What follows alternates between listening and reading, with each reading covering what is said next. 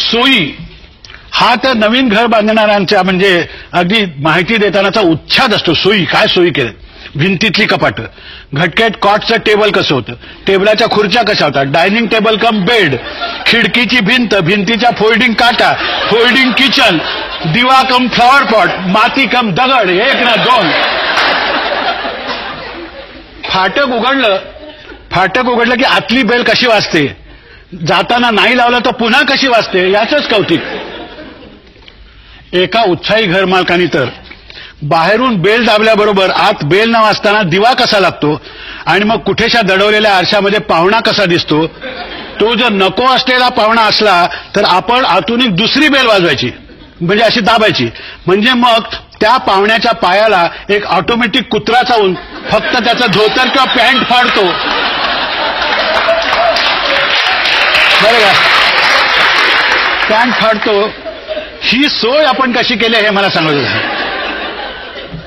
Automatic वरवंटा सुद्धा त्याच्या डोक्यात पडायची सोय होते. पण काय आहे, तेवढ्यात पाहुणा जरा सरकला तर फरशी फुटायचा संभव, म्हणजे आता डोकं फुटलं तर चालेल, याची फरशी फुटायचा संभव. म्हणून मग त्यांनी ऑटोमॅटिक कुत्रा बसवला होता. या एकदा दाखवीन मजा. मला अगदी आग्रहाचं निमंत्रण केलं. मग मी काय केलं, माझ्या घरी सार्वजनिक सत्यनारायणाची वर्गणी मागायला आलेला आहे का इस्माला, त्याचा पत्ता दिला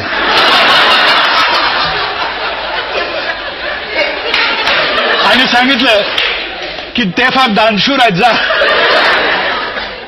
खरं तर शिकाऱ्यालाच पाठवणार होतो एखाद्या, पण शिकारी लोक हाफ पॅन्ट घालतात, त्यामुळे नुसत्या पायाला चावला तर ऑटोमॅटिक कुत्रा मोडायचा. मला अजून बरेच लोक त्यांच्या घरी पाठवायचे. 24 तास खेळतं पाणी, पश्चिमेचं वारं, गडी नोकरांना आणि झाडूवाल्यांना परस्पर किंवा बाहेरच्या बाहेर जायला यायला वाटा, अधिक सिमेंट मिळवताना कसा ताप झाला, यापैकी काहीही न बोलता घर दाखवणारा मालक जर कुणाला भेटला असेल तर मला सांगा. मी टिळक किंवा लकडी पुलाच्या मध्यावर त्याचा जाहीर मुका घ्यायला तयार आहे. आणि मालकी नसली तर काय नाही, हिच्याकडून ओटी मारून घेईन तिने.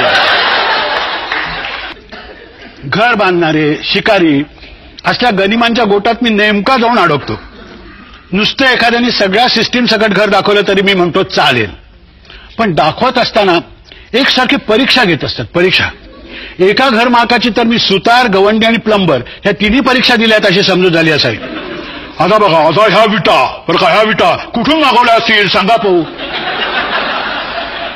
गोलंदाजी करावी नाही तसे घर बांधणारे लोक घरंदाजी करत असतात आपल्यावर. मी आपलं गप्प राहिलो, विटा कुठे मिळतात ते मला ठाऊक असायचं काय कारण आहे. मी प्रश्न टाळावा म्हटलं, हा विटा ना वीट बाजारातून. मला वाटलं आपला सगळं संपलं, पण नाही. घरं बांधणारे लोक सिमेंट कॉन्क्रीटच्या सहवासात राहून अभेद्य होतात, अभेद्य. मला वाटलंच हो या बाजारच्या विटा नाही आहेत, घरी पाडून घेतल्या. मला फक्त बुंदी घरी पाडतात एवढं माहिती होतं. हे विटांचं काय ते नवच ऐकत होतो मी.